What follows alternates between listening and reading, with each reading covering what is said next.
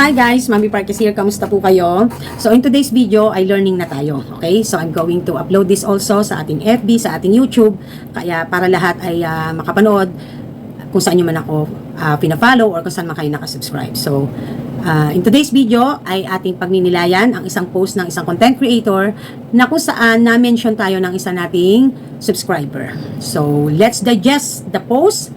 At nabanggit dito ay tungkol sa sari-sari store na i-compare din ang sari-sari store business. As part of the sari-sari store community, this is my POV, my insight, and this is my take. So let's digest the post.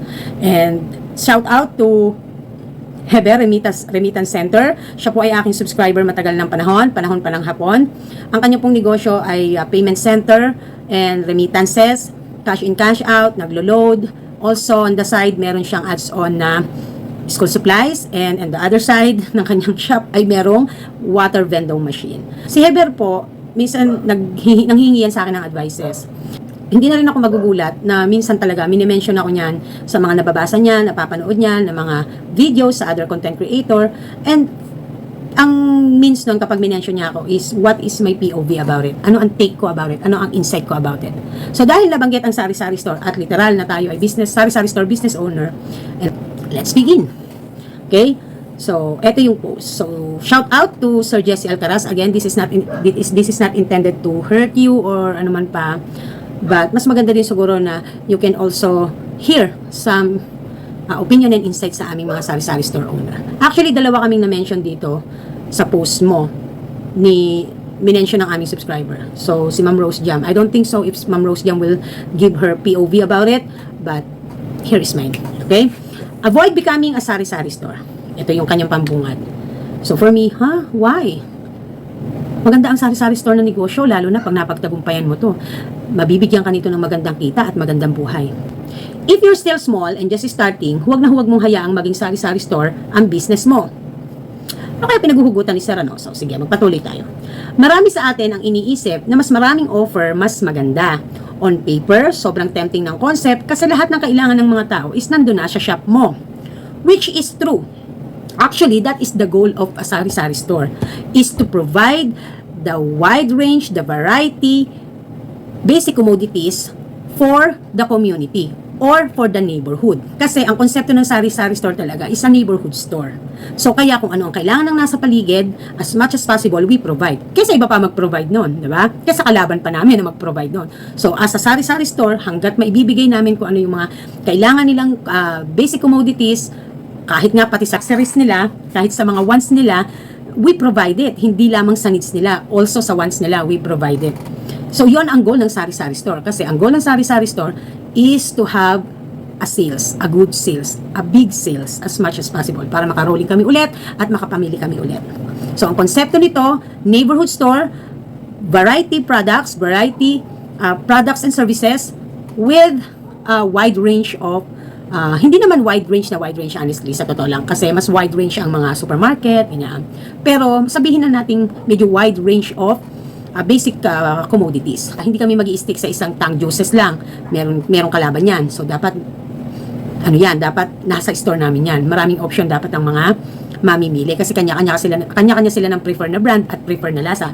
Even sa kape, hindi po pwedeng coffee ko lang ang aming tinda. Kailangan meron din kaming great taste white, creamy latte, creamy white, kung ano-ano pa hanggat kaya naming maibigay. No? Sa choco drink, hindi po pwedeng Milo lang. Dapat meron din kaming energy, Energen, ganyan, mga champion Energen pa na kung ano na pang mga lumalabas na mga choco drinks. Na sa tingin namin ay or sa mga tao dito sa paligid namin ay masarap yun para sa kanila. So kung ano ang in, kung ano ang patok, at kung ano ang talagang nakasanayan, yon ang pinoprovide namin. So as much as possible, we offer variety. So yon ang kanyang niche, no? To provide basic commodities. Okay? Different, iba-iba. Ang reality talaga na madalas na ini-ignore natin is that if ino-offer natin lahat, we can't have a specialization na makikilala tayo. Sa sari-sari store business, kung matagal na ang iyong experience dito, meron din kaming tinatawag na trademark, branding, specialization. So, kami, kapag ka nagpa-register kay BIR, meron kaming code, may line of business. So, like in my case, ang aking COR ang nakalagay ay retail business in beverages, food and beverages, and tobacco. in specialized stores. Hindi ko nililiteral Yun kasi yung specialties namin. So, ibig sabihin, basic commodities man kami, kailangan yung mga, hindi po pwedeng wala kaming soft drinks, hindi po pwedeng wala kaming liquor, hindi po pwedeng wala kaming sigarilyo. So, hanggat maaari, meron kami nito kasi ito yung isa sa nagiging highlight ng sari-sari store. So, unless meron kayong pinapractice sa inyong religion, like yung ibang mga Christian talaga, pinapractice talaga nila na hindi sila nagbebenta ng sigarilyo at alak. So, pero talagang sa sari-sari store, kaya nga tatanungin sa BIR or kahit sa munisipyo nagtitinda ka ba ng alak at sigarilyo? Kasi meron silang tamang code para doon sa business mo at may line of business ka. Naka-indicate yan sa COR natin. So, another thing, ini-specialize namin retail. So, ibig sabihin, talagang hanggat kaya naming magbenta ng plastic-plastic na mantika, na asin, bibigay namin. Kasi yun talaga konsepto, neighborhood. At lalong-lalo na, mas target namin, no, na ma-provide din ang mga nasa laylayan at mga kahit isang tuka. Kasi yun lang yung afford. Okay? So, hindi naman ibig sabihin sila lang talaga. So, may mga mayayaman ding bumibili sa amin. No? And, I don't think makapagbabago yun ng kanilang kalagayan sa buhay kung nabili sila sa aming sari-sari store na mga disasakyan na humihinto sa amin at bumibili. Kasi, ang kagandahan kasi sa sari-sari store, 0 to 2 till death do us part ang aming target market at walang sinisino. Ibig sabihin, nasa tiyan ka pa lang, pinaplano ka pa nga lang gawin, mga magulang mo, target market na namin. Nasa tiyan ka, naglilihi nanay mo, target market ka namin kasi nagpupuntahan kayo dito sa amin at nagkikrave kayo into something na para masatisfy ang inyong pagtataka o paglilihi. Kapag pinanganak ka, target market ka namin kasi nagda-diaper ka na, nagagatas ka na. Magiging toddler ka, target ka namin kasi may mga biscuit kami at saka mga candies, mga laruan. Toddler, mag-aaral ka na, target market ka namin kasi meron kami mga school supplies. Hanggang sa nag-aaral ka, every step, every journey of your life, as long as you are living within the community na nag-i-exist kami, target market ka namin. Mayaman ka man o mahirap, target market ka namin. No? Dahil yon ang konsepto ng sari-sari store, to provide the variety products, especially the basic commodities to the community. So yon ang ini-specialize namin na masiguro namin na po-provide namin. Okay. Ang reality lang talaga na madalas na ini-ignore natin is that if ino-offer natin lahat, we can't have a specialization na makikilala tayo. Sa pagkakakilala, dito po kasi ewan ko basta ito, na-experience ko to. Even kahit doon sa man ako nagtinda. Ang mga customer, merong mga distinct call yan sa amin. May distinct name and call yan sa amin. So, ganito halimbawa. Nalalaman ko yan kasi kapag yung halimbawa meron akong customer na nakausap, na halimbawa naubusan ako ng item, doon kay punta ka doon, may tindahan doon si ganyan. Darating doon sa punto na sasabihin, naku po, gold doon. Tindahang gold yun. Pag ibig sabihin nun, napakamahal ng paninda ng presyo. So, nakikilala kami. Nakikilala ang mga store owner ng dahil doon. Ang negosyo, ang kabuuan ng negosyo ng dahil sa ganon. Halimbawa, bibili doon sa isa. Naku, no choice tayo. Doon tayo kay 7-Eleven. Not literal kay 7-Eleven. Ibig sabihin nun, binansagan yung tindahan na yun na 7-Eleven. Mahal ang mga paninda. Okay, doon tayo. Naku, may ayokong bumili doon kasi nakakaanong bumili doon. Parang utang na loob mo pang bumili doon kasi Mami Park, sa totoo lang. O bakit? Parang tamad-tamad tumayo, parang tawag ka na ng tawag, di ka pinapansin. Parang utang na loob mo pa na bumibili ka na parang hello, bumibili ako, kamusta ka, dito ako, ganon. So nalalaman ko yung mga hanash nila na may mga pa yan, may mga bansag pa yan. Ako, yung tindahan na yun, mga tao doon feeling rich. Ganon. Sabi ko, sa akin, ano tawag nyo?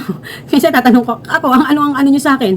Kasi ako, nakilala talaga nila ako una pa lang, mababa ang presyo at mas maraming ino-offer. Masayahin na tindera. No, hindi naman all the time, not perfect naman. Kasi meron din ako saltek minsan, no? May init din ang ulo. Not perfect. But, in general, ang pagkakakilala nila dito ay mabilis ang serbisyo. Dahil hindi po pwedeng nakatanga nga kami. Talagang ako, tayo agad, tanungin agad ang customer kung anong bibilin. Ayaw ko nung pinaghihintay ang mga customer.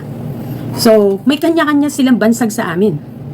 May kanya-kanya. So, doon kami nakikilala. Yun ang nagiging paraan kung paano kami nagpapakilala sa tao. Kaya kapag pangit ang serbisyo mo, kapag mahal ang benta mo, magbibigay talaga ng bansag sa iyo ang mga customer.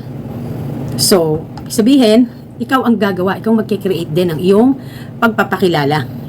So kaya kahit sabihin pa na nagkaroon ng mga kalaban sa hanap buhay, nagkaroon man ng mga unos, hindi talaga mo masasabi din na halos ang mga customer ko na wala. Hindi man sila laging bumibili, pero regular customer ko pa din sila, no? At talagang sadyang ang tumal ay nararanasan ng buong mundo.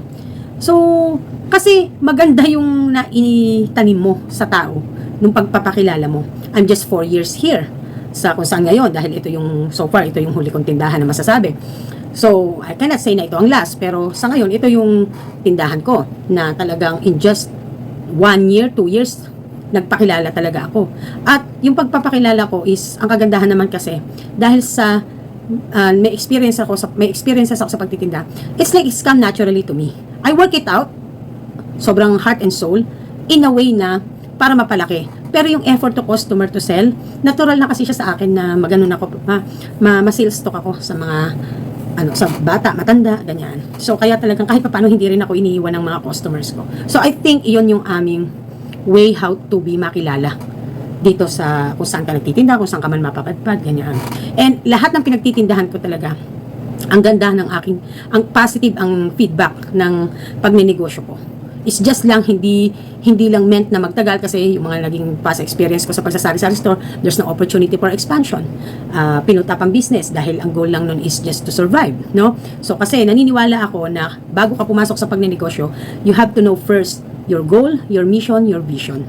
Nang sa ganun, alam mo din kung saan patutungo ang iyong negosyo at kung ano ang kaya lang na ibigay nito sa iyo. So, I believe in that. Okay. So, if all one shop tayo that offers chicken inasal, laundry, coffee, there's a good chance na at best, it will just be an average experience. I don't think so. Imagine, iba't ibang industry ng negosyo ay pinagsama mo sa isang shop lang, and then masasabi lang natin that is an average experience. That is huge experience. Even sa sari-sari store, pagka na dumating ka sa leverage, that is a huge experience. Dahil ang dami mong matututunan dito. Unang-una, customer service. Pangalawa, financial literacy. Pangatlo, batas. Pang-apat, deeper understanding about customers' behavior, no? About their buying behavior. And then your suppliers, you are dealing with your suppliers. So, naniniwala ako na anuman ang klase ng negosyo mo, maliit, malaki, experience ang makukuha mo dyan, no? At matalo ka man, malugi ka man dyan o hindi, experience, yung lesson, ang malaking makukuha mo dyan. Naalala ko dati, may boss ako, sabi ko, Sir, in just 1 month, nalugi ng 1 million. It's totally fine, sister. That is a big experience. That is a big lesson. So you gain experience and lesson. So next time you try or next time you enter again into other business, we know. 'Di ba? Ganun. Kasi kahit no matter how namang hinayang sa nalugi o sa kapital, walang magagawa eh. But that is a big lesson. So yung lesson na yan ay magsisave sa'yo in the future venture. Diba?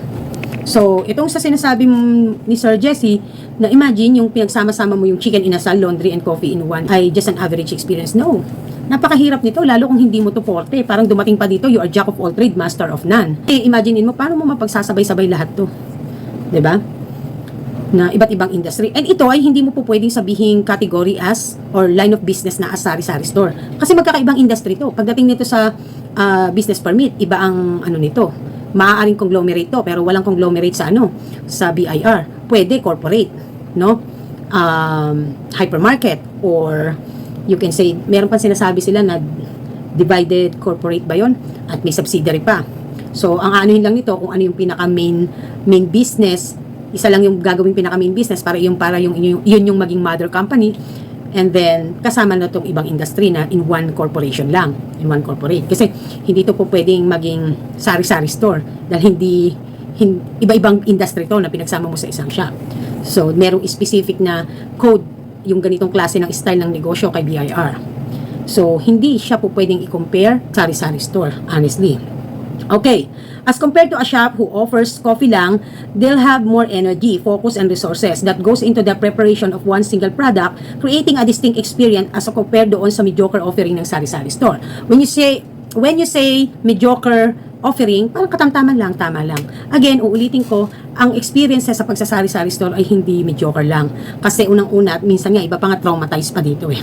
Kaya ayaw nang bumalik eh, no? Dahil traumatized. So, hindi siya average lang, hindi siya mediocre offering lang. Sa totoo lang, magkaiba kasing industry. Kaya hindi po pwedeng basta-basta i-compare, no? And then, it's like si Sir kasi ang gusto niyang mangyaring ipahiwatig is bakit mas mag-focus tayo sa isang bagay na or sa isang produkto na doon ay mas mapag-iigi natin, mas mapagbubuti natin, and then mas magbibigay, kung mapagtagumpayan ay mas magbibigay ng boom, yung malaking impact, no? So magkaiba kasi ng industry to. Magkaiba din ng target market. Ang paggawa ng kape or kung pastry ka man, magkakaiba kasi ito ng target market. Hindi yan katulad ng sari-sari store. So, talagang napakalayo i-compare. Although, ang siguro ibig sabihin ni Sir dito is, kung tayo rin lang naman ay may chance to focus in one product or in one concept business, eh bakit hindi natin iyon ang pupusan natin, lalo na kung may skills tayo. And then, so para maging boom tayo, makilala at magtagumpay. Eh, tama naman yon. Pero, not to compare the sari-sari store, I think. For me, ha? Kasi ibang industry to. Magkaibang industry. Okay, whether you deny it or not, ay sabi pa niya, and since distinct nga yung experience, we can also leverage on that by having a pricing power. Mas mataas na margin, not because we are greedy, but because price in itself is also distinguishing factor. So, tama naman. Kasi, obviously, di ba, parang sa ano lang yan, kung painter ka, hindi mo basta ibebenta ng mura ang obra mo. Kasi, yan ay masterpiece mo yan, ginawa mo yan, and yan ay dugot pawis mo, kaalaman mo. Ganun din ang iyong, kung ikaw ay papasok sa coffee shop business or sa pastry shop, or kaya coffee shop ka na at meron ding pastry na adds-on. Dahil magka-relate yung dalawang pagkain na yan eh. So, pwede mo yung i-adds on sa coffee shop mo. But the thing is, kasi yan ay it's like your masterpiece and obra. So, iba talaga ang presyo niyan. Lalong-lalo na, at yan ay depende kung anong ingredients ang ginamit mo, kung anong materials ang ginamit mo, kung gaano kaganda ang services mo. Kasi kasama sa factors para mag-pricing ka is yung services na ibibigay mo, yung extra services. Like for example, aircon ng shop mo, ang ganda ng view ng shop mo, yun yung mga nagiging dahilan kung bakit not just only the price of your coffee, but also yung mga expenses mo and overheads mo at yung extra ino-offer mo sa customer. Yung packaging yan, so all that is kino-consider mo. Unlike kasi sa sari-sari store, we already offering ready to use, ready to eat products. At ang mga produktong usually kinikerry na namin ay known by all people na. Mga brands na talagang literal na merong merong marketing advertisement yan, meron na yung commercials na hindi na namin kailangan gawing kami na lang ay isa sa mga channel nila para, ng mga manufacturer na yan, ng mga produkto na yan, para mapunta yan sa final consumer. So kami, kumbaga ba, ay namumuhunan lang para kumita. Mamumuhunan, tutubuan para kumita. So hindi namin talaga kailangan bastang i-push na effort na ipakilala ang karamihan sa produktong kinikerry namin kasi wala namang sari-sari store basta-basta na halos lahat ng product na ititinda ay hindi kilala sa market. So, napaka-imposible naman yon, no? Meron kaming i-add on na ipakikilala pa lang, pero may sundot na advertisement yan ng mismong company o ng distributor o ng manufacturer. Kami, taga-sundot lang na maipakilala. At kami, nakikilala kami na dahil sa presyo namin at sa customer service namin. No? Hindi kami nakikilala ng dahil sa produkto. Basta-basta kasi lahat ng kinikerry namin ay kilala na sa market, kilala na sa buong bansa. Wala kaming dapat ng patunayan dyan sa produkto dahil alam na ng tao yan kung alin ang mas masarap sa kanila, kung anong prefer nila, alam na nila yan. Hindi yan katulad ng kape, ng produkto. I-work out mo talaga yan. Kaya you have the chance to get a good margin. No? Dito rin naman sa amin, sa pagsasari-sari store, makakakuha din kami ng good margin. Kasi magkakatalo lang naman yan sa expenses namin sa mga overheads namin Kasi ikaw, kahit sabihin pang napakasarap at napakaganda ng kape mo, kung kutakot-takot din naman ng operational expenses mo, may patao kang sinasahuran, meron kang, kung nagre-renta ka pa ng shop, meron kang mini-maintain na maintenance ng inyong shop, syempre, kuryente, mga bills, di ba? So, kami din ganun. Kaso, hindi nga lang namin kailangan i-work out literal yung mga produkto dahil already, na yan ititinda na lang namin. Kaya ang wino-workout namin, presyo at customer service. So, yun, no? So, it's a different industry talaga na hindi dapat talagang pagsabugin at ikumpara. Kasi, sabi ko nga sa inyo, ang pagsasari-sari store, even yung sa kape, pwedeng itry yan ng iba, pero hindi lahat magtatagumpay. Ganon din sa sari-sari store, pwede nyo itry, pero hindi magagaranti na lahat ng nagtry ay magtatagumpay. Okay? So, may mga factors yun kung bakit ha. So, hindi ibig sabihin naman na. Kasi naniniwala ako na para sa'yo to, i-workout mo. No? Or kung meron mang mga biglang senaryo na mga fortuitous event na mangyayari, kaya kailangan mong tumigil, or kailangan mong i-stop, or hindi mo na babalik ang pasukin pa, ganun, no?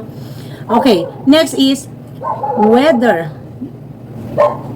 you deny it or not, inexpensive products are associated with mediocre results and quality. So, ang ibig sabihin niya, kapag hindi daw mahal ang produkto, ay nagiging mediocre result lang at saka yung quality niya. Kasi when you say mediocre, katamtaman lang. Parang cheap, ganon. No, wag natin pagandahin, parang cheap ang datingan. Wherein, sa panahon ngayon, hindi ako naniniwala na dun sa ano. Ngayon, alam nyo kasi ang uso, pamurahan, pa-qualityhan. Unless meron ka talagang katulad ng mga Chanel, Hermes, talagang they don't compromise their quality. At talagang the more pa na tumatagal, mas the more na nagtataas ang value nila. But dito lang tayo sa mas mababang antas natin, no, ng lipunan. So, hindi ibig sabihin na mura ay cheap na. Kasi merong mga produkto na kaya mura dahil hindi mataas ang kanilang cost. No? Yung pinaka raw materials bago magawa ang isang produkto. So, hindi mataas ang cost nila kaya mura nilang binibenta. No? Authentic, 'di ba? Pero wala nga lang hindi nga lang maingay ang name sa market. So, may mga ganon. So, not always inexpensive means cheap. No? Means mediocre results and quality. Not all. Okay, kahit anong market mo pa na maganda ang offer mo, if you're still positioning it to be cheap and affordable, people with money will still distance themselves from it. Again, ano ang kinalaman ng sari-sari store sa ganitong thoughts? Ang sari-sari store, ang binibigay naming paninda rito ay mga quality. Hindi ba quality? Di ba kumakain din ng mayayaman ng Milo? Kumakain din ng mga mayayaman ng Birch Tree. Marami din sa mga mayayaman ng nagne-Nestea. Gumagamit ng Nestle products, gumagamit ng Downy, gumagamit ng mga shampoo, ng Ariel. 'Di ba? Pamayaman din ng Ariel. So, available yan dito sa store namin. So, paano masasabi? Nagkakataon lang na kasi ang mga company, they are producing a small pack, no, convenient, para affordable sa lahat. So, I don't think so din na hindi kumakain ng ibang mayayaman ng Mantomas. Meron yan dito sa store natin. As well as meron din kaming sterilized bear brand dito. May Pocari Sweat, may Gatorade, may C2, may Coke, especially Coke. Di ba? Ano pa bang mas mataas na masarap na cola sa Coca-Cola? No? Sa Coke products. Di ba? Mga mayayaman kumakain, uminom yan. Coke Zero meron, kumpleto. So, Safeguard. Mga mayayaman gumagamit din yan. No? So, to compare sari-sari store, in some other industries or line of business, it's too unfair for me, ha? Dahil ibang konsepto talaga nito. Kahit anong market mo pa na maganda ang offer mo, if you're still positioning it to be cheap and affordable, people with money will still distance themselves from it. Okay, again, may mga bumibili naman dito ng mga mayayaman, no? Lalo na pag naubusan sila ng stocks. So, they might go to big markets. I think ang reason nila kahit mahihirap dito, pumupunta ng OSAID, pumupunta ng supermarket, why? Kasi they are looking for lower price. So, masasabi mo ba na sa Pure Gold, cheap ang mga product doon? Daming mayamang namimili sa Pure Gold. No? Sa mga supermarket na malalaki. Sa mga malls.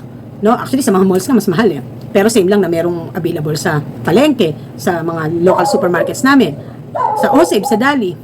So, how come na, minsan nga, doon pa kami namimili sa mga supermarkets na yan para meron kaming maitinda. So, to really compare the sari-sari store concept to other kind of business or line of business or industry, that's too unfair. Hindi siya fair kasi iba ang konsepto talaga namin sari-sari store. Okay? So, kaya namimili yung mga iba sa malalaking supermarkets o sa mga ibang supermarkets. It is because about the price. They want a lower price. They want wide range of or variety of products. Dahil hindi naman sa syempre kami ding mga sari-sari store, meron din kaming mga limits. Hindi rin talaga lahat meron sa amin. Marami din kaming product na can-carry, but not all we carry. No? And kasi nga neighborhood concept, 'di ba? So, I don't think na cheap ang aming product. Hindi papayag ang Nestle, hindi papayag ang Birch Tree, hindi papayag mga Mondenisin companies, hindi papayag ang Procter & Gamble or Unilever that someone will say na cheap ang kanilang produkto. Kaya hindi siya dapat talagang i-compare. Okay, when it comes naman sa core business, yung sa konsepto pa lang, handoon na yung pinaka-core business natin. Retail, providing essential goods and services, variety products for our community. We are also part of economic growth. So, kaya hindi po pwedeng baliwalain basta-basta ang sari-sari store. Kung alam nyo lang kung gaano nami-miss ng mga OFW, ng mga nag-migrate na mga kapwa nating Pilipino sa ibang bansa, ang sari-sari store. Talaga namang ganun na lang talaga nila nami-miss kasi hindi nila to basta-basta nakikita sa kung saan-saan. This is part of our culture. This is part of our tradition. This is part of your life. Lumalaki ka na nabuhay ka na may sari-sari store. Honestly, 90s, 80s, 90s, hindi mo basta alam yung pure gold, hindi mo alam basta yung supermarket. Ang una mong na kalakihan at nakamulatan na tindahan ay sari-sari store. So talagang this is part of every Filipino na kahit saan man mapunta, ayaw ng walang sari-sari store sa paligid. Dahil we are essential. Kaya focus na muna on differentiation, stick with your mission, palakihin muna ang business, maintaining few product lines, and once lumaki ka na and may excess cash, that's the only time you try venturing into other things. So, I think, sana ay hindi na lang kinumpare yung negosyong sari-sari store. Siguro mas nag-focus na lang to just focus in one product. And if you have skills, if you have passion, like let's say for example, passion mo ang baking, so you focus on this and make it a business. Use it as your business. Your skills turn into business, 'di ba? Kaysa yung kinumpare pa ang sari-sari store.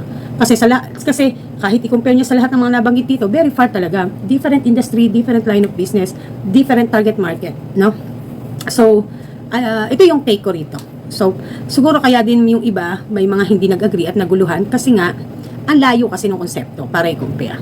Okay, so I think, Sir Jesse, somehow you get ideas from me. I know na sa ibang post mo, meron kang something na nag-experience ka, na parang nagtinda ka ng load, and then you eventually turn your small space into sari-sari store. Hindi mo lang nadali.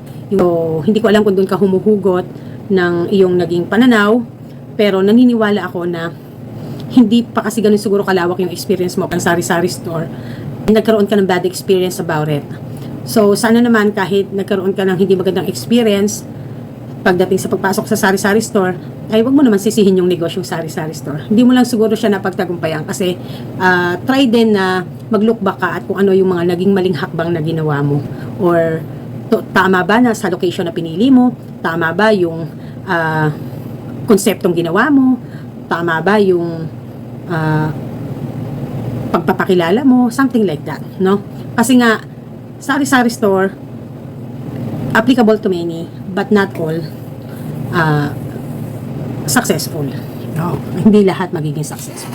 So that's it for today's video, and thank you to Heber for giving the idea of this content, and maraming salamat po. And again, this is just my take, my POV, and see you next time. This is Mami Park and this is Team Park. Nagsasabing tindera is my proud career fighting. Bye!